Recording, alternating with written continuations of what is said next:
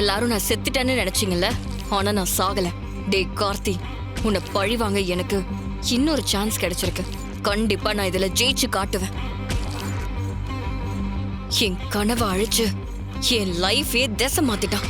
அதுக்கு பழி வாங்கணும்னு நான் இத்தனை காலமா துடிச்சுக்கிட்டு இருக்கேன். அதுக்கு இப்போ சரியா வந்து மாட்டிக்கிட்டான். அத்தை, இவன் உங்களுக்கு மட்டும் எதிரி இல்ல, எனக்கும் எதிரிதான். நீ இத சொல்லும்போது எனக்கு எவ்வளவு ஆறுதலா இருக்கு தெரியுமா? சரியான டைம்ல எனக்கு சப்போர்ட்டா நீ வந்திருக்க. அத்தை, நான் உங்களுக்கு பக்க பலமா துணையா இருப்பேன். நான் என்ன பண்ணணும் அதை மட்டும் சொல்லுங்க. ரொம்ப சிம்பிள். உன் அண்ணனுக்கு ரேவதியை கல்யாணம் பண்ணி வைக்கணும். அதுல நடுவுல என்ன இடைஞ்சல் வந்தாலும் அதை சமாளிச்சு கல்யாணத்தை நடத்தணும். அந்த கார்த்திக் கண்டிப்பா ஏதாவது குடைச்சல் கொடுப்பான். அப்ப அதை எதிர்த்து அடிக்கணும். அதுக்கு நீ என் கூட நிக்கணும். அத்தை, இது நம்ம வீட்டு கல்யாணம். இத நாம நடத்துறோம். Don't worry.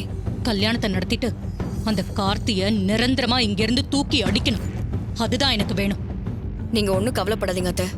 நான் இப்பவே அண்ணனுக்கு கால் பண்ணி இங்க வர சொல்றேன். ஆஹா, வேண்டாம் கலா. ரேவதி அவ்வளவு சீக்கிரம் இந்த கல்யாணத்துக்கு ஒத்துக்க மாட்டான்.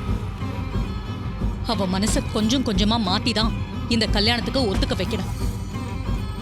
அதோட என் புருஷன் பொண்ணுங்க எல்லாருமே அந்த ஃப்ராடு பயலுக்கு ஆதரவா இருக்காங்க. நான் இப்ப ஏதாவது செய்ய போனா அவங்க அதை கண்டிப்பா எதிர்ப்பாங்க. அதனால நேரம் பார்த்துதான் எல்லாத்தையுமே செய்யணும். அப்படியா? அண்ணனை உடனே வர சொல்ல வேண்டாங்கிறீங்களா? ஆமா கலா, நான் நேரம் பார்த்து சொல்றேன். அப்போ உன் அண்ணனை வர சொல்லு. அது வரைக்கும் நீ என் கூடவே இரு. என் அண்ணனுக்கு ரேவதியை கல்யாணம் பண்ணி வைக்கிற வரைக்கும் நான் உங்க கூட தான் இருப்பேன். என் கனவுகளை அழிச்சவன மண்ணோடு மண்ணாக்காம என் மனசு ஆறாது.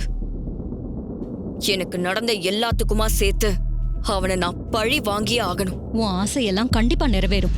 கொஞ்சம் பொறுமையா இருக்கலா.